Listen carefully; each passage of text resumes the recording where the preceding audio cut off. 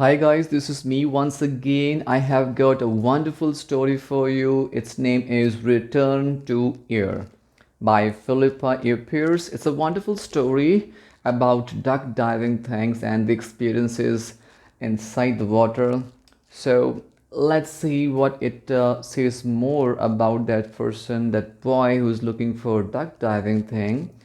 So in this story, we're going to learn some new vocabulary, new sentence structures, and we have to take care of the words pronunciation so that we can just read nicely.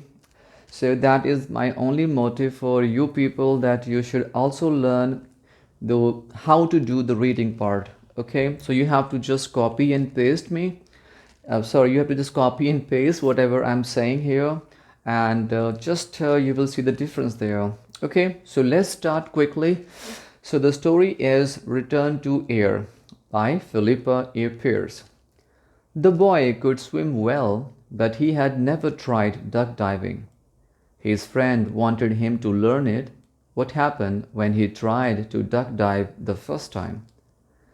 So the story says the ponds are very big, so that at one end people bathe and at the other end they fish. Old men with bald heads sit on folding stools and fish with rods and lines. And little kids squeeze through the railings and wade up into the water to fish with nets. But the water is much deeper at our end of the pond, and that's where we bathe. You are not allowed to bathe unless you can swim, but I've always been able to swim. They say I could swim because I'm fat and I float.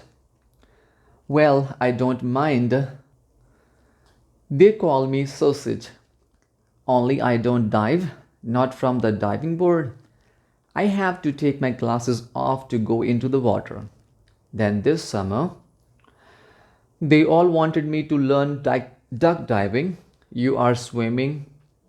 You are swimming on the surface of water, and suddenly you up and yourself just like a duck and dive down deep into the water, and perhaps you swim about a bit underwater and then come up again. I know ducks can do this soon after they are born. It's different for them. So I was learning to duck dive to swim to the bottom of the pond and pick up a brick they had thrown it and bring it up again. You practice this in case you have to rescue anyone from drowning. Gone down to the bottom, of course they are bigger and heavier than a brick. I suppose I suppose you have to work on bricks and then gradually work up to people.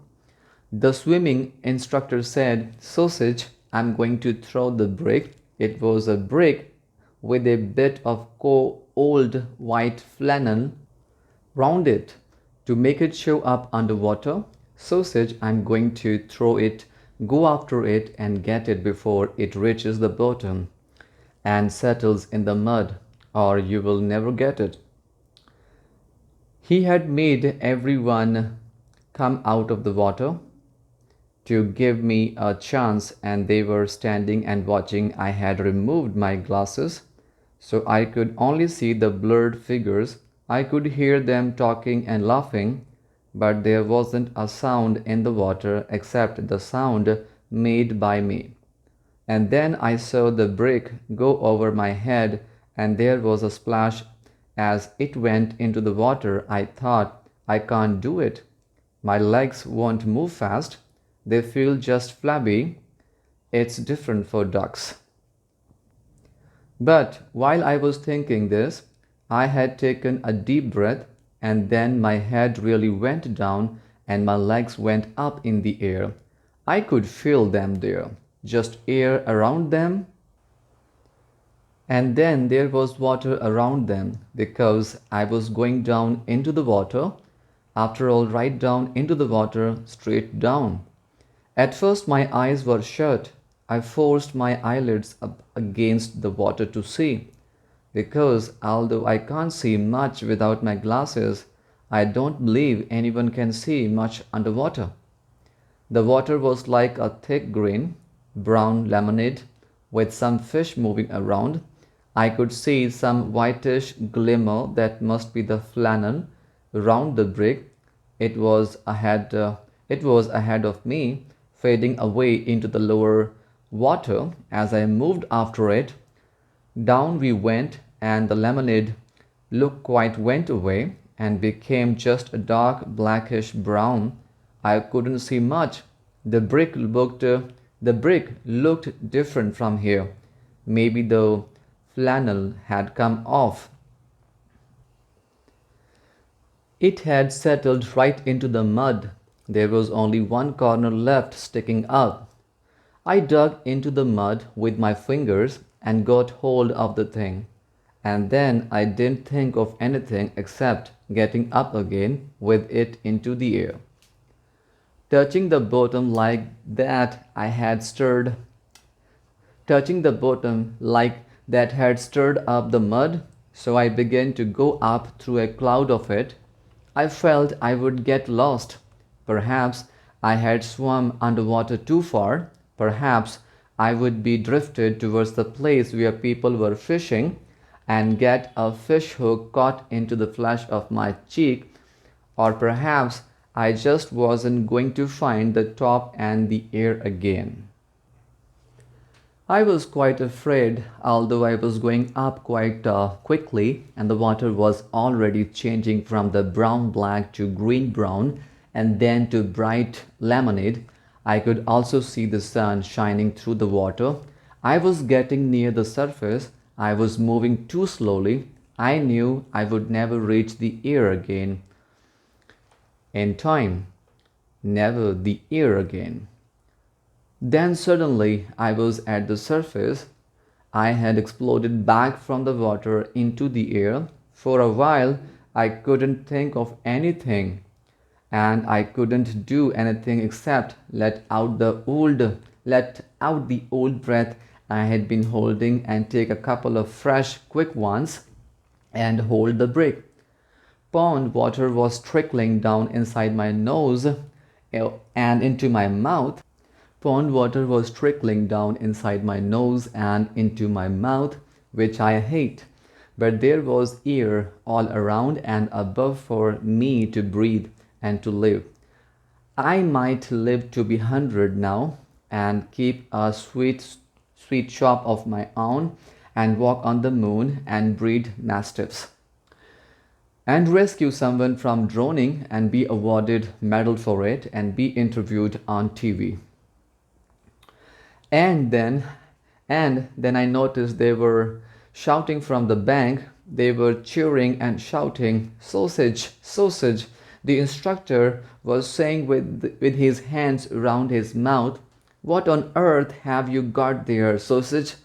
Then I realized I had come almost at the other end of the pond.